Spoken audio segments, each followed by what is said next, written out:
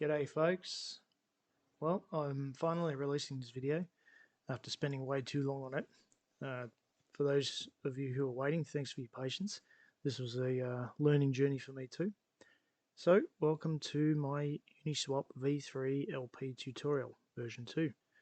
I'm using based Pepe as an example, but you can substitute Pepe for your favorite coin, and everything I present here will still apply for 98% of other coins. A little disclaimer, I'm going into a fair bit of detail here and I may repeat myself deliberately, so this video is going to be long. My apologies. I'll make the slides available on my website, juxtatheposer.io, along with the calculator, which you'll see in the video. Nothing in this video constitutes financial advice and is provided for educational purposes only. So, theory first and then a demo. We'll take a look at the Uniswap graph and explore liquidity along with a bit of math. Next, we'll cover the strategies, why you'd use them, and how to deploy based on your strategy and what the potential risks are. But what we won't cover is the more complex topics, like how this relates to your annual tax return, or how to then lock your LP if, say, you're managing a treasury for a crypto project. If you want to know more, go check out the UNCX app on Safe, or look up Team Finance for that sort of thing. I'm also not going to cover project strategies for LPs and just focus on strategies for individuals. So, why use an LP? Well, this is the magic of DeFi, and it's actually a revolution in finance. It's leveled the playing field and provided degens and serious investors with tools that were previously only available to institutions. So, outside of buying and selling, deploying an LP can be another tool in your toolbox. I believe that effectively deploying LPs can be a great source of income for you, but it also helps out the projects you're invested in. And in crypto, investors and people who are participating, more or less the same thing for a lot of projects anyway. So yeah, thicker and deeper LPs, they lower slippage for traders who are making swaps inside of your LP, and lower slippage can attract bigger buys. For a project managing their LPs, it can also be a great source of revenue without having to sell a single token into the chart. So the four main reasons you deploy liquidity positions are: 1, you can earn swap fees; 2, you can set it as a limit sell order or a limit buy order; and you can provide support for the chart, or combinations of these in one. We'll look at each potential strategy you might want to use, why, and what the risks may be. So just some important considerations before moving on that I'll elaborate on as the video progresses. So adding liquidity will prevent JIT spikes and red candles to the downside, but it will also dampen volatility to the upside. Everyone wants the price to go up, so this is an important consideration. Every V3 LP is minted as an NFT, and just like a regular NFT, it'll show up in your wallet, can be transferred to another wallet, like a hardware wallet or a multi-sig safe wallet, with the value and the unclaimed fees going along with it. Fee capture will occur while the current price is in range of the LP and is paid out in both assets from the pair at roughly equal values. You can choose to compound your fees back into the LP and make it bigger if you want, and therefore capture even more fees, or you can just choose to keep them. And finally, the last point, compared to V2 LPs, V3 LPs are much less passive and therefore need to be monitored. I'm not aware of any automation, nor have I really looked for it either. But there are services out there such as Beefy Finance or Itchy, which can rebalance LPs for you, but they carry their own risks and intricacies, which I won't cover here. I suggest you look them up if you want to know more. Okay, so first up, I'll just run through the theory, and towards the end of the video, I'll actually demo it so we can see it in practice. Start out by going to app.uniswap.org/positions, hit new, and then choose new V3 position. Now we select the token pair. ETH is the heart of DeFi, and so it's the most paired asset, and therefore has the deepest liquidity. Let's say you want to swap USDC for Pepe. Your DEX will still likely rate transactions first from USDC to ETH and then ETH to Pepe due to the liquidity between each of those pairs. So after selecting the fee tier that matches your strategy, hit continue. I'll explain more about fee tiers in more detail later. Again, just make sure that you've got a V3 position selected and you want to set a custom range. The full range functions similarly to a V2 position and goes from 0 to infinity, but we're interested in that today. So just check you've got ETH selected here and that the market price is a big number, otherwise switch it over.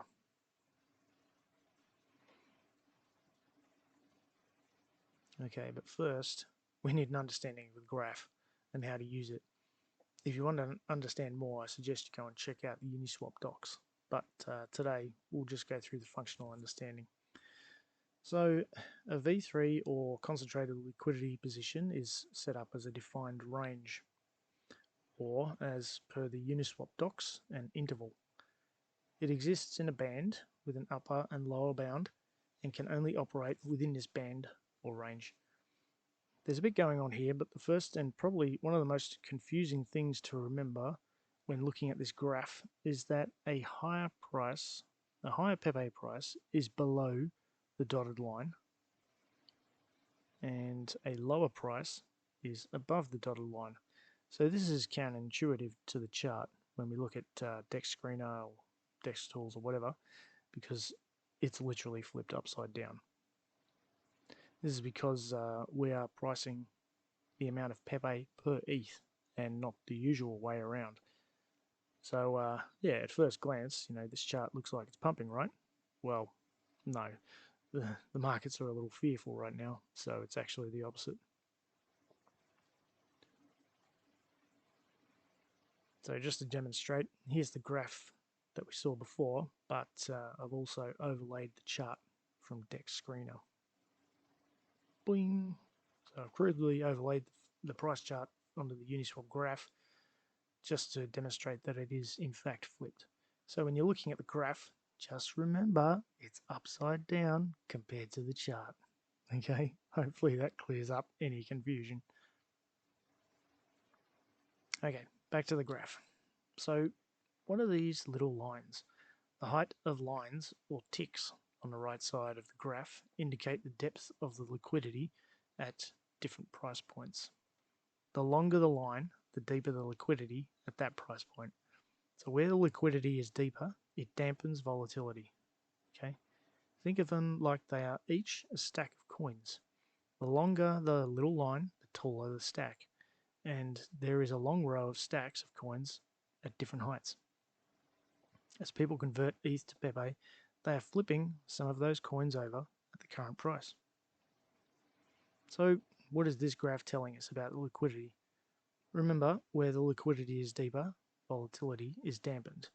So around the current price point, well, at the time of snapping these pictures, if you look closely, we can see the liquidity is a little bit deeper at the current price here, but further down or up in the price, we see it steps up at around, what's that?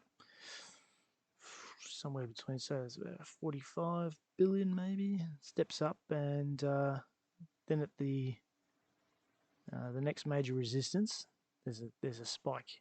It's around 35 billion, I guess. So this indicates to me that while there is general liquidity spread across the whole graph, as we climb higher in price, or down the graph, we get some people maybe taking profits at this range, since they've dumped liquidity into this sort of resistance line.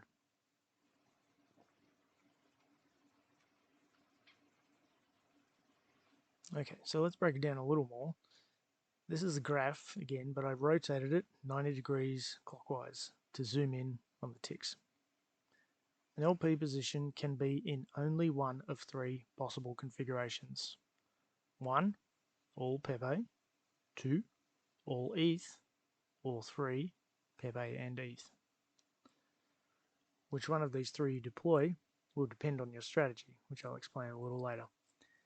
So in either configuration, it helps to understand what happens when people buy or sell within your LP range. They are swapping one coin for another inside the LP as the price goes up and down. Oops. Depending on the fee structure you set, will determine how quickly or favoured by the DEX or aggregator your coins will be converted in your LP.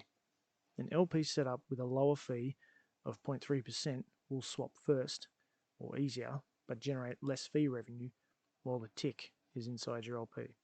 Whereas an LP setup with a higher 1% fee will be less favoured to use first, but will generate more fee revenue while the tick is inside your LP. A lower fee makes swaps quicker, but you earn less fees. A higher fee slows things down a little, but you end up with more fees.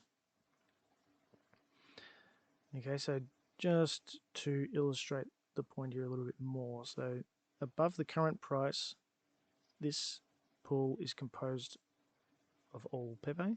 Below the current price, it's all ETH. And then in between, they're swapping back and forth. And the current price will move up or move down. And this will either, it'll just go back and forth.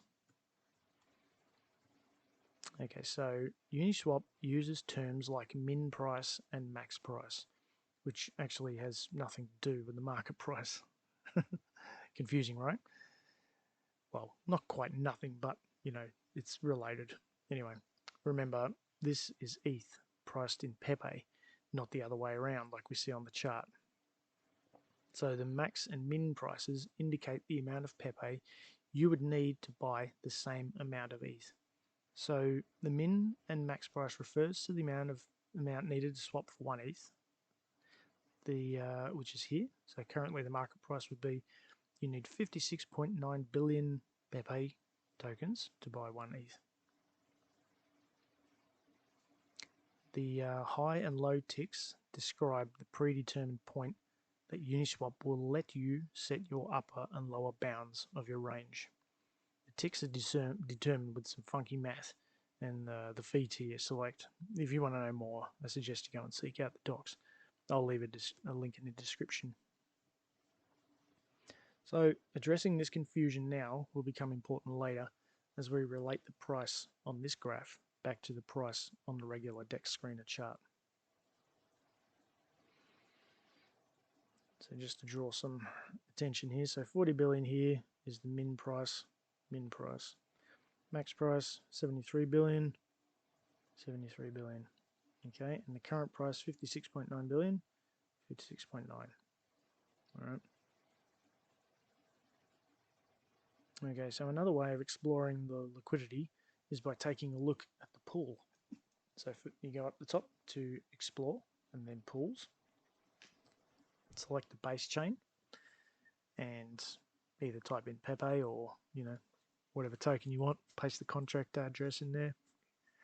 And then when the pool shows up, just click on it. And then on the next page, toggle the volume over to liquidity on the drop-down menu.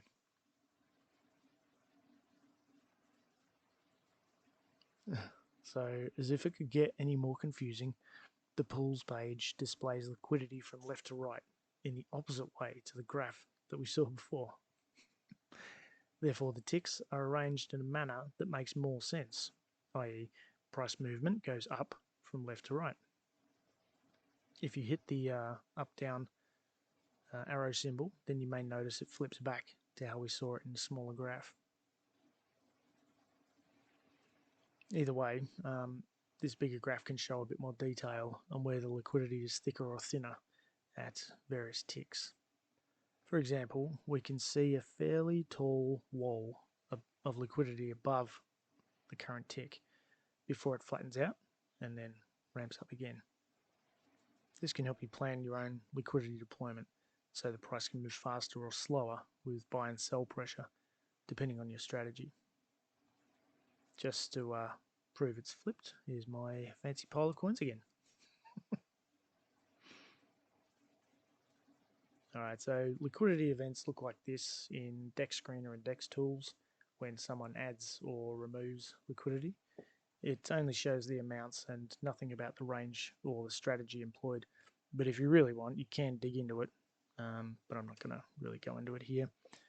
For some reason, they don't exactly show the same thing either, but I don't understand why, so I'll let you figure that one out. But yeah, if you do want to find out more about, let's say, what their strategy was, then you can find out by the NFT number and then plugging that into Uniswap when you go to view your positions. Hit me up if you want to know more about that. Okay, so we have a basic understanding of how to deploy an LP. Now we want to understand why. The range that you set, the amount you put in of either ETH or Pepe, and the fee tier will be determined by your strategy. Okay, so let's look at the first of our strategies, setting up a range for generating fees. Let's go through it. So I've plotted a range on the chart with the upper and lower bounds equally spaced away from the current price. This is called a double-sided LP. This looks like, nice little consolidation area, and I expect it will be sort of range-bound before breaking out again maybe sometime in the future. If you're not sure how to spot a range on the chart, then suggest that you look into some basic TA, technical analysis. The range is a nice organic structure, usually jumps out after it's started to form. It's a common feature when markets are crab walking and just being boring, but this is the best time to generate fees when your assets would be otherwise just sitting there doing nothing. So because the price is currently in the middle of this range, you would need roughly equal valued amounts of ETH and Pepe to open the position. If the high tick were lower or closer to the current price, then you'd need less ETH compared to Pepe. Conversely, if it were higher or further away from the current price, you'd need more ETH. Why does it change? Well, we need to remember that below the current price, it's all ETH, and above, it's all Pepe. So if your pool is bigger on the ETH side than the Pepe side, you'll need more of it by ratio.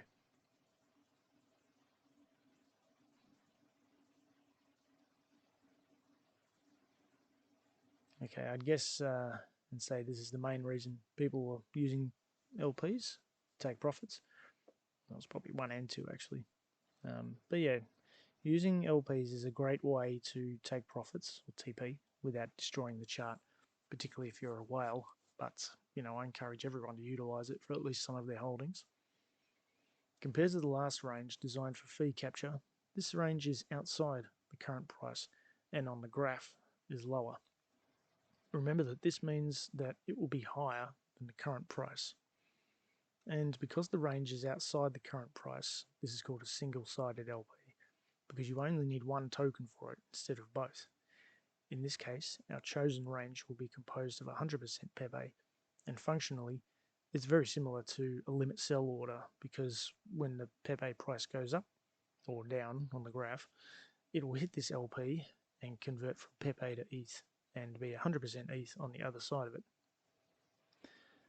The reason we make it thinner is because we want it to happen quickly as the price moves up, but also we want a bit more control over the price we sell at.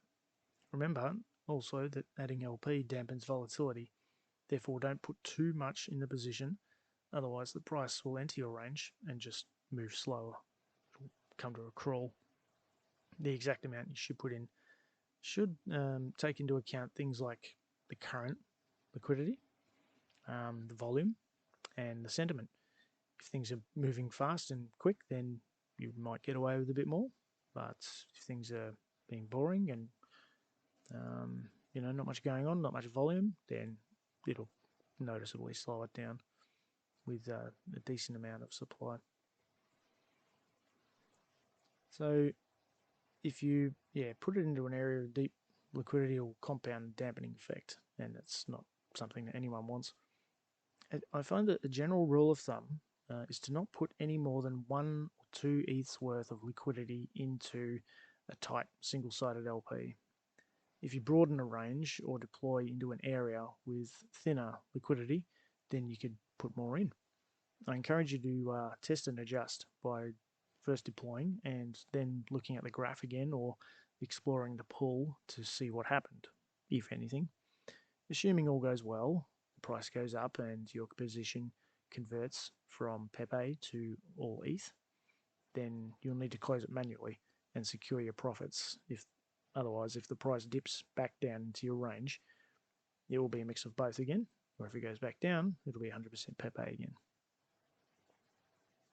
So just to be clear, when the current price moves into the lower bound of your range and people keep buying, then the current price will move down the graph or up on the chart as it travels through the range, converting at that current price along the way, which starts at 71.9 billion Pepe per ETH, then goes up in price to 69.1 Pepe per ETH. So it's not one set price that you're selling at, it's all prices within that range at each point along the way. Okay, but I absolutely recommend using this for taking profits because it doesn't dump into the chart. Alright, next strategy acts as a limit buy order for scooping up the floor. As the price moves down the chart or up on the graph and into your range, it will swap your ETH for Pepe. If it goes all the way through this floor, then it will be 100% Pepe, at which time you should probably close it because you just bought it quite cheap. Unfortunately, I'm not aware of any way currently to automate this task, and therefore you should keep an eye on it so you can close it. This strategy is probably the least popular one since most people would rather just buy from the open market and therefore help to push the price up. The only real benefit to using this strategy is that you'll get the best price and you'll avoid slippage entirely.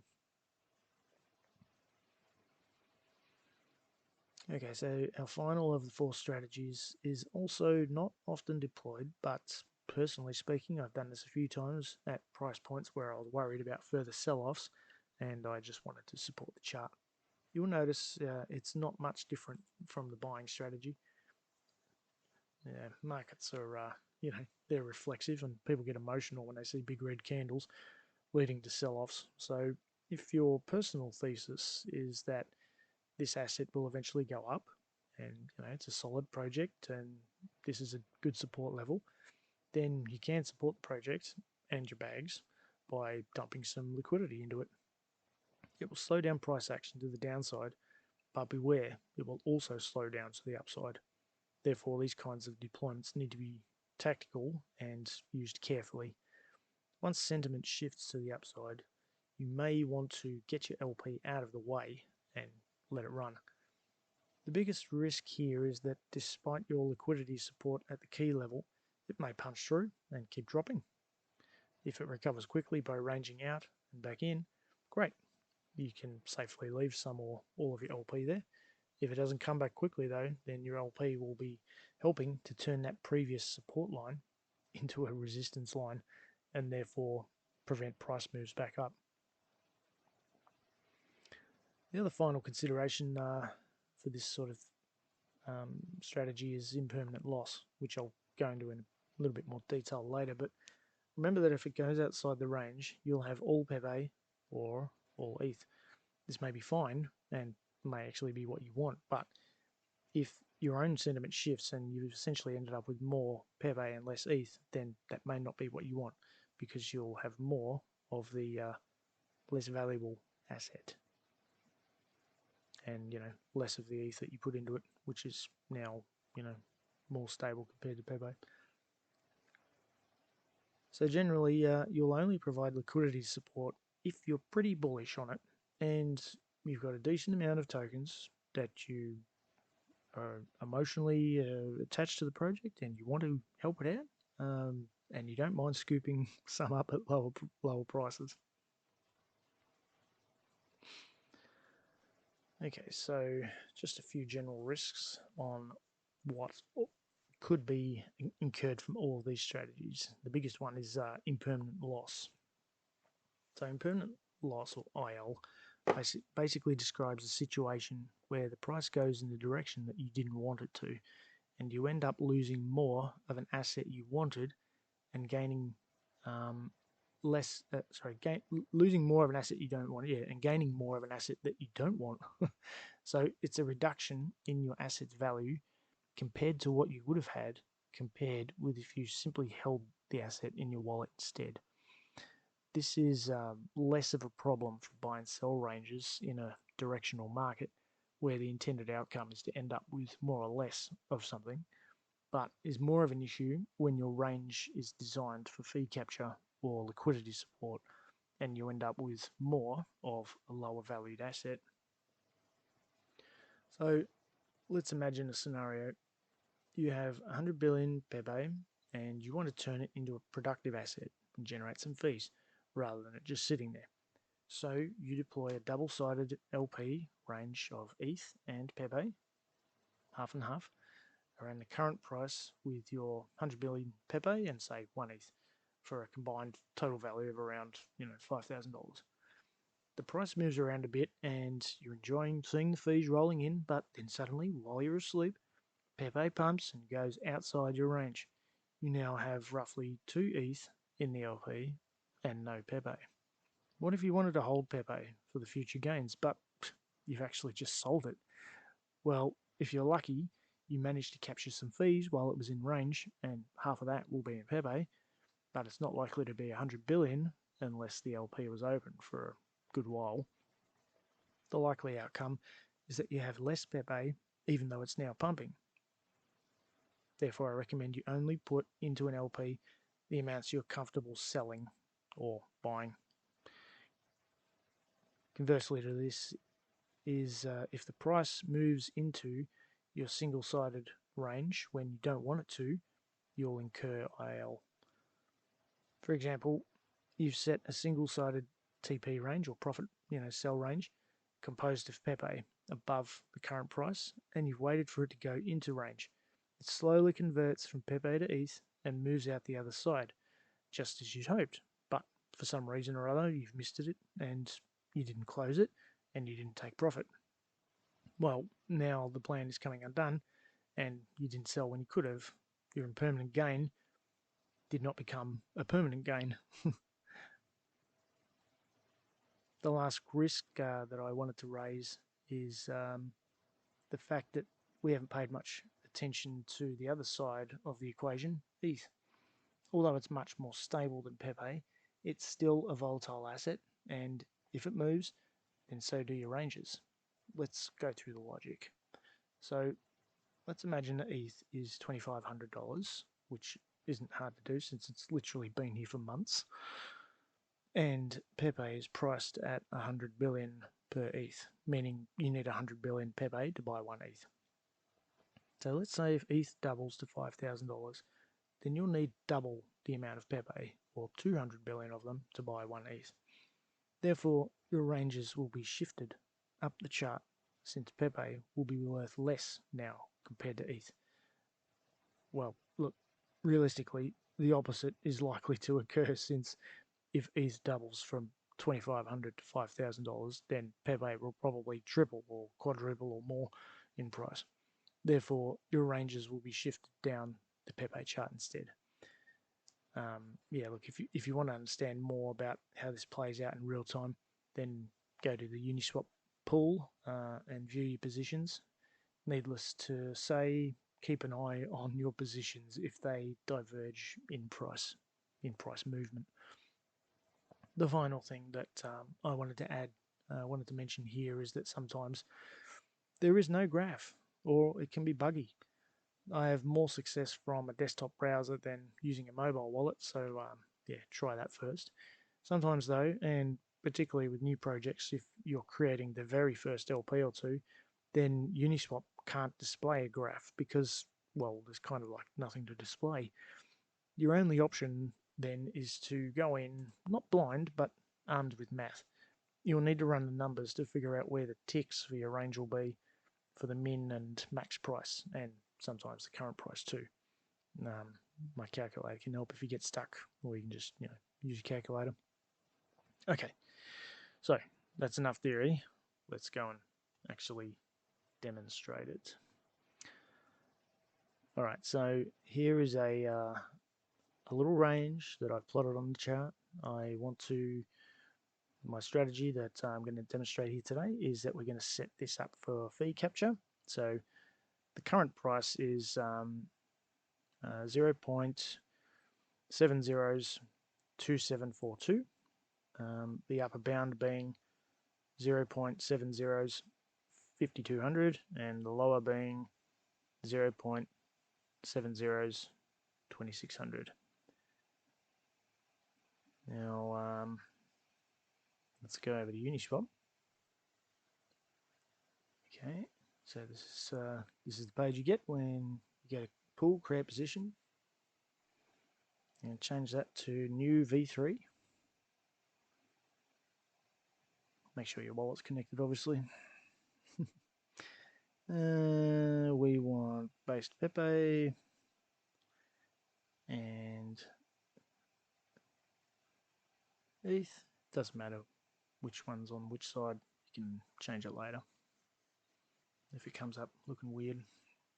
All right, so we got our pair, our fees. We're going to set it for fee generation, so we want that 1% fee.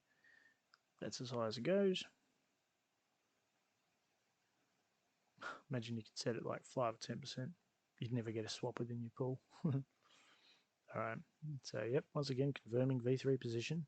ETH Pepe. We don't want full range, we want custom range. All right, now if you're happy, designing this this position on the chart, then that's fine. But if you want a bit more detail and you want to know exactly, where it's going to sit, then you need a calculator.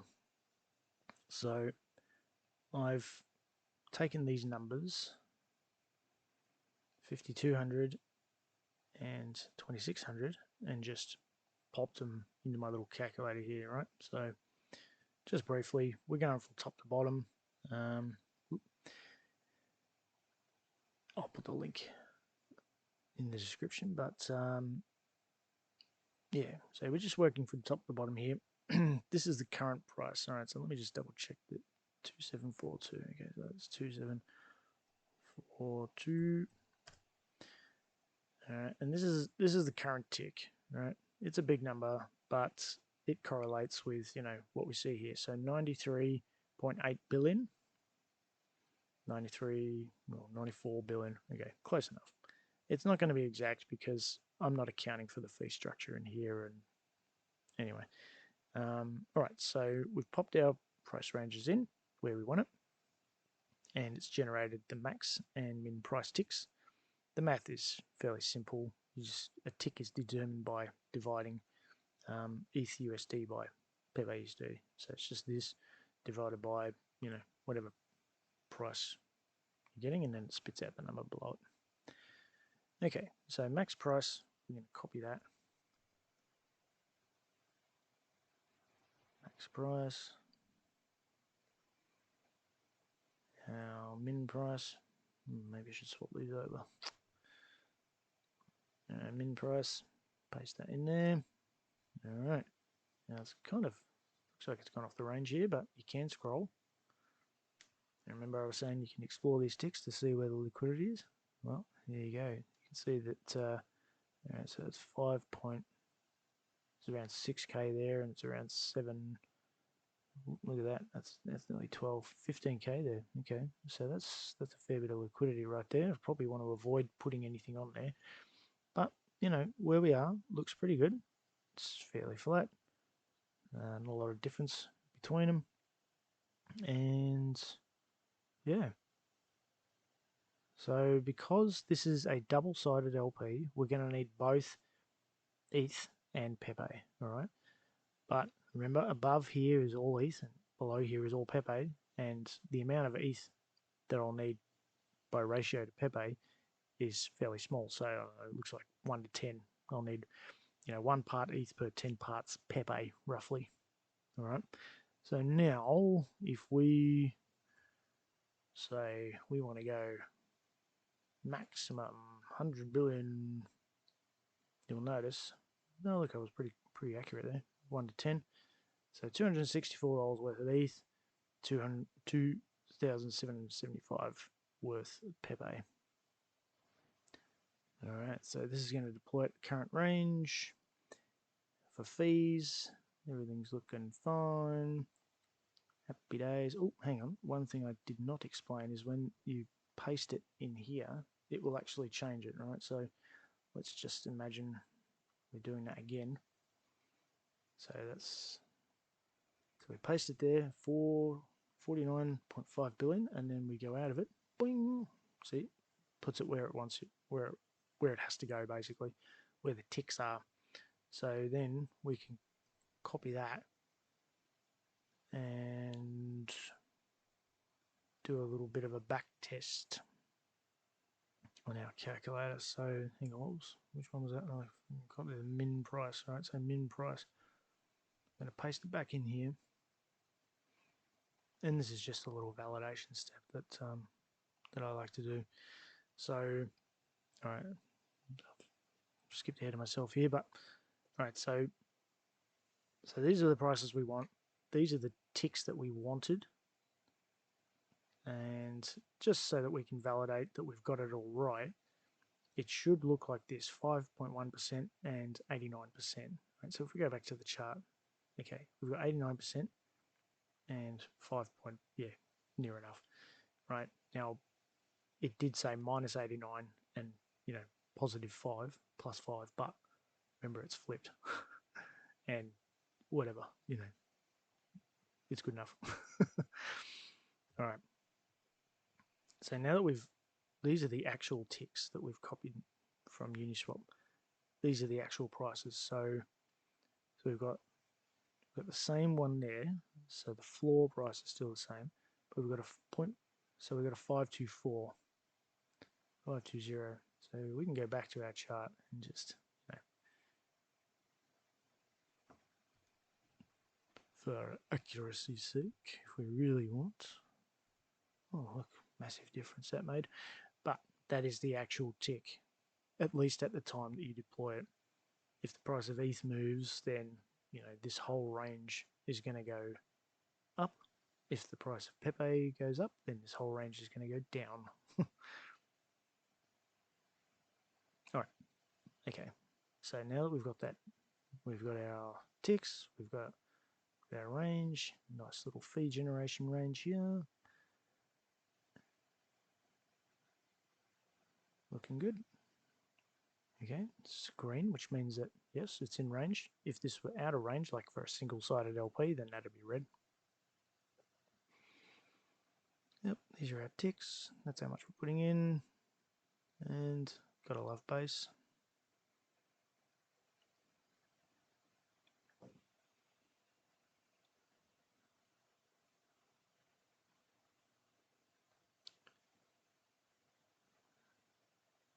Okay, approval.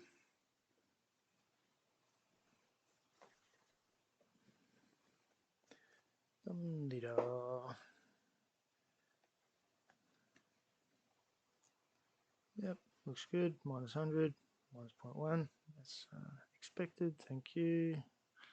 15 cents, jeez. 15 cents. My God. Can I afford that? Must be a complicated contract. All right.